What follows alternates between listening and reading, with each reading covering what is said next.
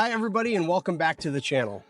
On today's episode of the how-to series, I'm going to show you how to replace the rear charging pad with an actual cubby from the lower trim levels of the Camaro. Now, the ZL1, the 2SS, and some other models, if you got the optional charging pad, have a Qi charger that goes here that doesn't really fit anything. Modern phones like the iPhone or any of your Android phones don't fit. Some of the older iPhone 12 minis fit.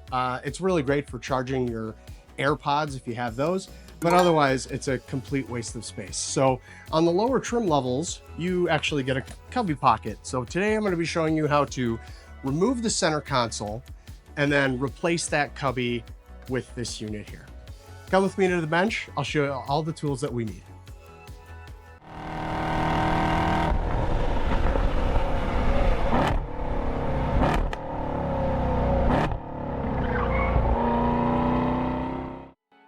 In order to remove the center console from the vehicle, you'll need just a few tools. You'll want a panel removal tool, and that is so that we can get the surround off of the shifter, whether that's a manual or an automatic, it's going to be the same. So we'll need that. And then we need a 10 mil socket that will allow us to get to the bolts that hold the center console in. And for me, I'm going to use an extension on my 3/8 ratcheting wrench. If you plan to change out and swap out that rear charging pad, you'll also need the cubby from the lower trim model Camaros. I will have the part numbers for the cubby, the little liner that goes inside here, all inside the description or listed in the description, along with all of the tools that I use as well. That's all you need. So let's go ahead and grab these tools, get into the car and get started. All right, so the first thing that we're gonna wanna do before we start loosening any bolts is to get this surround off of the satin chrome trim plate. So the easiest way to do this is to kind of grab it, pull it up. You don't have to remove the shift knob. You just need to get your panel tool in here while you're pulling up with the other hand to get the clips that hold this in loose.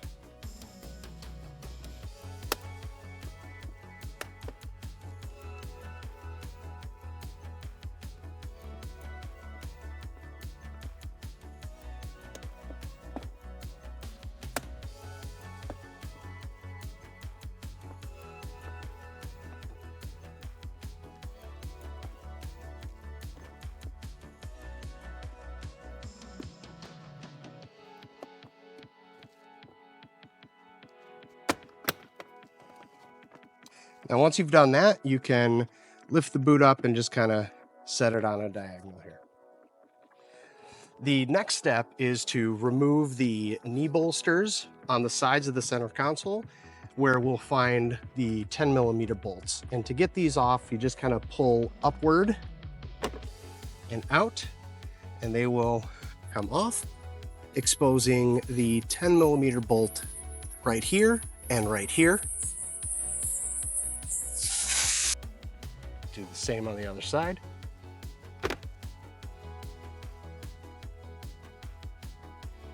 And on the driver's side, it's the same two bolts. There's one going here and one over here. Next, what we want to do is find the access panel with the 10 millimeter bolt that is tucked in near the back of the center console.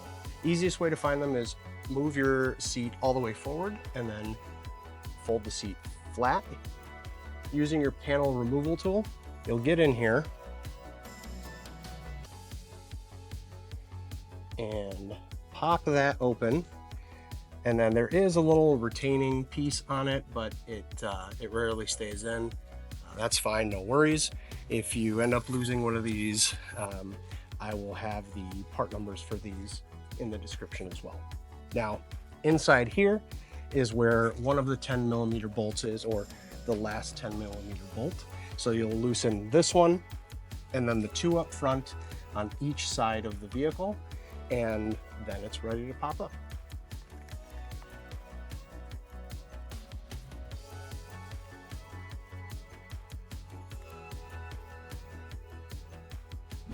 Now loosen the two 10mm bolts at the front.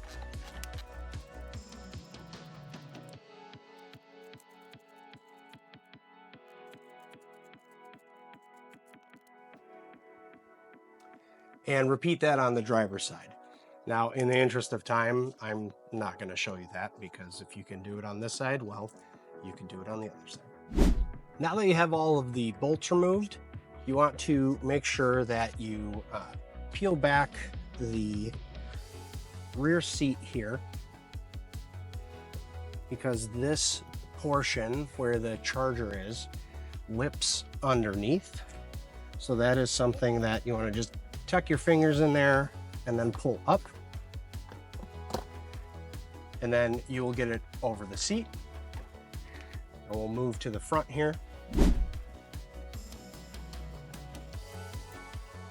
We're just going to slide this back towards the rear.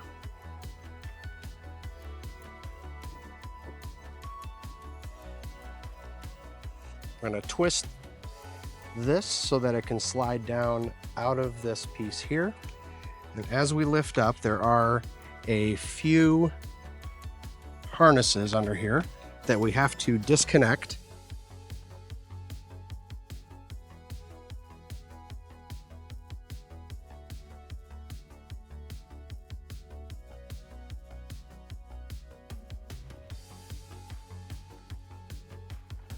Once you have those disconnected, the entire center console can lift out of the vehicle. Now, if you're just removing your center console because you need to run some wires or do some modifications to the center console, this is it. That's all you needed to do. You can reverse those steps and be done. However, if you are planning on removing the charging pad and putting in the cubby from the lower trim models, you do need, there is an extra step here, and you do need one more tool, and that's just a Phillips head screwdriver. There are two screws that hold the rear cubby to the center console, and then a couple of pop clips. Now, here we'll want to undo this harness, and that is for the charging pad. And then what I recommend is just tucking this back in and getting a small zip tie on there, which I have right here.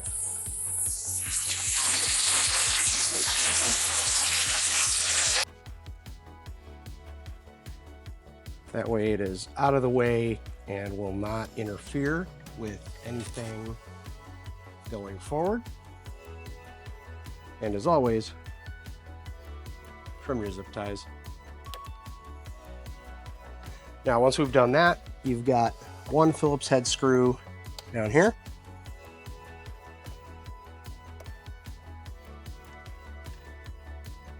And one Phillips head screw up here.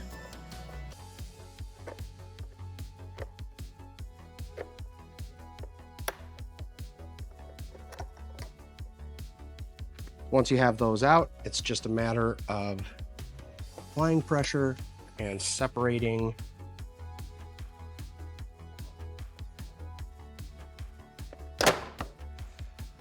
the charging pad rear cubby from the center console. Now that we've done that, you can see on the cubby version, you've got your clips, these panel pieces that just kind of slide into a spot, and then we can set this right back in. Might need to flip this over in the meantime, just to help you line things up.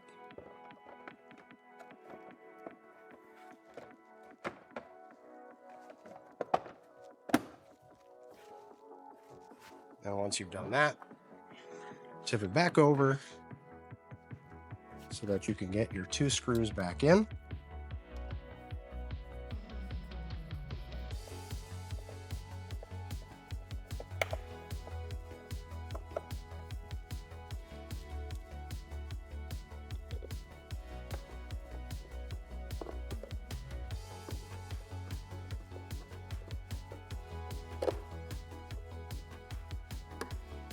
There you have it.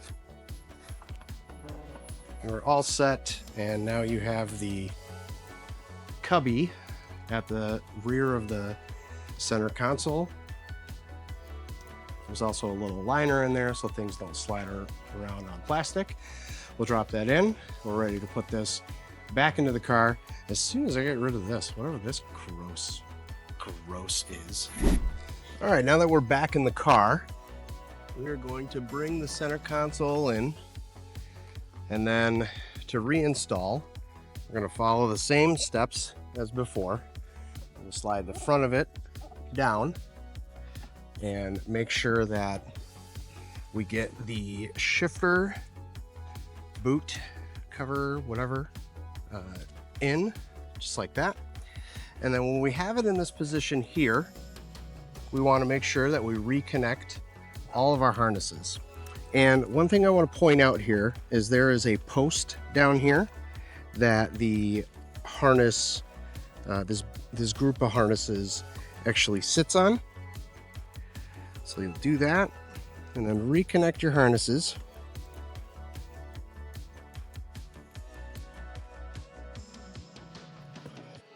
I might have put that in wrong direction here. So get your harnesses plugged in first.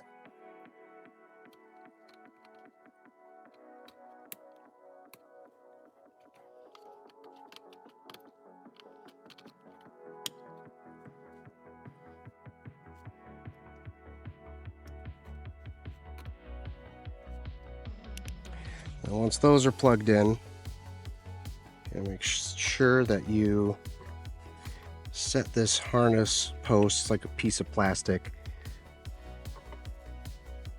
onto the post there as you're bringing it in. And then you can slide it down and in place.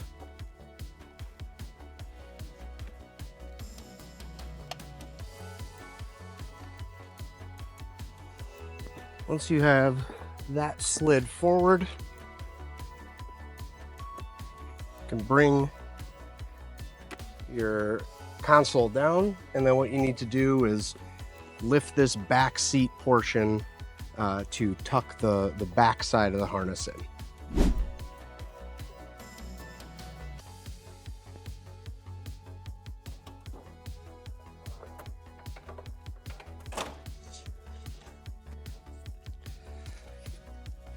It may be easier to get this in by using a pry bar underneath the rear seat to pop the rear panels up. Right in the center.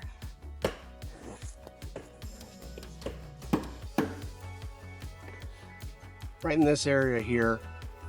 A pry bar under there. And lift up. You pop the rear seat, which will give you a little more flexibility to get that down. And then just push back down to lock that in place. Now it's just a matter of getting the 10mm bolts back in to the center console. Okay, I already went ahead and fastened the driver's side bolts in, so we're going to go ahead and get to the passenger side now. Back down.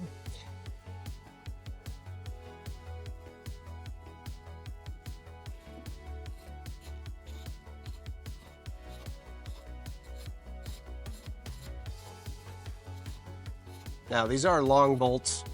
You can definitely use a drill or battery powered screw gun. I just chose to do the ratcheting wrench so that I could make sure that I'm not breaking the plastic. This is a GM product. So you get the bolt in and then put your tab back in, snap that in, so that's set. And then we will move to the front two bolts next. Go ahead and get these started by hand, just because they're a lot easier to reach.